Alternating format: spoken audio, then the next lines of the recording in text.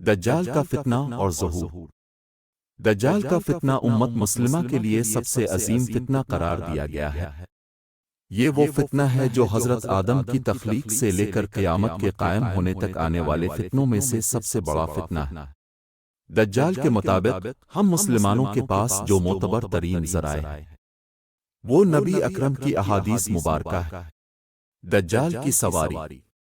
احادیث کی کتابوں میں صحابہ کرام رضوان اللہ سے دجال کی مخصوص سواری کے مطابق روایت کی گئی ہے، جس کا مجموعہ یہ ہے کہ دجال ایک چمکدار گدھے پر سوار ہو کر نکلے گا، جس کے دونوں کانوں کا درمیانی فاصلہ 40 ہاتھوں کے برابر ہوگا۔ دجال اس گدھے پر سوار ہو کر سمندر میں اس طرح داخل ہوگا جیسے گیوڑ سوار اپنے گھوڑے پر سوار ہو کر ایک دم ندی میں داخل ہو جاتا ہے۔ دجال کا ظہور۔ یہ وہ وقت ہوگا جب لوگوں کی ایمانی حالت بہت کمزور ہو چکی ہوگی۔ دجال دنیا میں 40 دن گھومے پھرے گا، اور ان 40 دنوں میں ایک دن ایک سال کے برابر ہوگا، اور ایک دن ایک مہینے کے برابر، جبکہ ایک دن ایک ہفتے کے برابر ہوگا، جبکہ بقیہ ایام معمول کے مطابق ہوں گے۔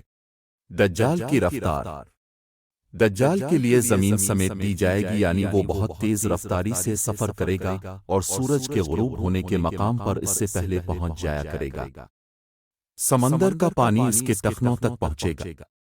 دجال کے پاس 70,000 کی فوج ہوگی، جس کے اوپر سبز رنگ کی چادریں ہوگی، یہاں تک کہ وہ ابو المراق کے ٹیلے پر آ کر ٹھہر جائیں گے۔ خدائی کا دعویٰ۔ پھر وہ ایسی بلند آواز دے کر سب کو بلائے گا کہ اس کو زمین و آسمان کے درمیان ساری مخلوق سن لے گی۔ پھر دجال ان سب لوگوں سے کہے گا کہ تم لوگ میری عبادت کرو، میں تمہارا خدا ہوں۔ اس موقع پر رسول اللہ صلی اللہ علیہ وسلم نے فرمایا کہ تمہیں پتہ ہو کہ تمہارا رب ایک آنکھ والا نہیں ہو سکتا۔ بھلا وہ رب جو دوسروں کو آنکھیں دیتا ہے، وہ خود کیسے بینائی سے محروم رہ سکتا ہے؟ اس بدبخت دجال کے ماتھے پر کافر لکھا ہوگا، جسے صرف مومن ہی پڑھ سکے گا، اور وہ اسے پہچان لے گا۔ دجال اپنے گدھے پر سوار ہو کر ساری زمین پر گھومے گا۔ زمین کا کوئی حصہ، چاہے وہ پہاڑی ہو، میدانی ہو یا صحرائی، کوئی علاقہ ایسا نہیں بچے گا کہ جہاں وہ نہیں جا پائے گا، سوائے مکہ مکرمہ اور مدینہ منورہ کے، کیونکہ اللہ تعالیٰ ان دونوں جگہوں کی حفاظت خود فرشتوں کے ذریعے فرمائے گا۔ دجال جب وہاں داخل ہونے کی کوشش کرے گا تو فرشتہ اس کا رخ پھیر دیں گے۔ ان احادیث کی بنیاد پر یہودی خاص طور پر گدھے کی تعظیم کرتے ہیں، اور وہ اپنی خفیہ عبادتوں میں گدھے کو ضرور شامل کرتے ہیں۔ بعض لوگوں کا یہ دعویٰ ہے کہ عبادت کے دن خفیہ طور پر یہودی ایک گدھے کو اٹھا کر بیت المقدس میں لے جاتے ہیں، جہاں مختلف رسم و رواج کے مطابق اس گدھے کو سجایا جاتا ہے۔ یہ تمام باتیں اس جانب اشارہ کرتی ہیں کہ خروج دجال کا وقت اب زیادہ دور نہیں۔